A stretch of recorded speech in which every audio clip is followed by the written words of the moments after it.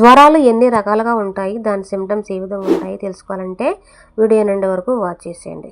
జ్వరం అంటే శరీర ఉష్ణోగ్రత పెరగటాన్ని జ్వరం అని అంటాం. ఇది చాలా రకాలుగా ఉంటుంది.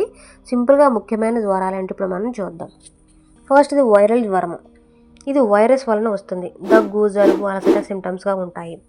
సెకండ్ ఇది బ్యాక్టీరియల్ జ్వరము. ఇది కూడా బ్యాక్టీరియాలో వస్తుంది. ఎక్కువగా మందులు అంటే యాంటీబయాటిక్స్ అవసరం అవుతాయి. థర్డ్ది టైఫాయిడ్ జ్వరము.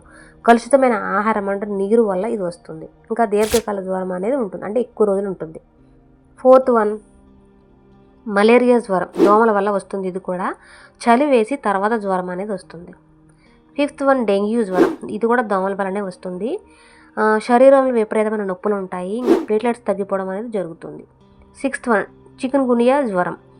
దీనిలో జాయింట్ పెయిన్స్ చాలా ఎక్కువగా ఉంటాయి. సెవెంత్ వన్ ఇంటర్మిటెంట్ జ్వరం. అంటే కొంతసేపు జ్వరం వస్తుంది, మళ్ళీ తగ్గుతుంది. ఎయిత్ వన్ కంటిన్యూస్ జ్వరం. అంటే రోజంతా జ్వరం తగ్గకుండా ఉంటుంది. నైన్త్ వన్ రిమిటెంట్ జ్వరం. అంటే జ్వరం తగ్గినా పూర్తిగా సాధారణానికి రాదనమాట. 10th వన్ హెస్టిక్ జ్వరం. అంటే రోజుకు చాలా ఎక్కువగా పెరిగి తగ్గే జ్వరం. అంటే సాధారణంగా తీవ్రమైన ఇన్ఫెక్షన్తో ఉంటుందన్నమాట ఈ జ్వరం. ఇంకా ఎక్కువ జ్వరం అంటే 2-3 రోజుల కంటే ఎక్కువ ఉంటే కనుక ఖచ్చితంగా హాస్పిటల్కి వెళ్ళండి. అలాగే వాటర్ ఎక్కువ తాగుతూ ఉండాలి ఫీవర్ ఉన్న టైంలో. ఇంకా రెస్ట్ కూడా ప్రాపర్గా తీసుకోవాలి.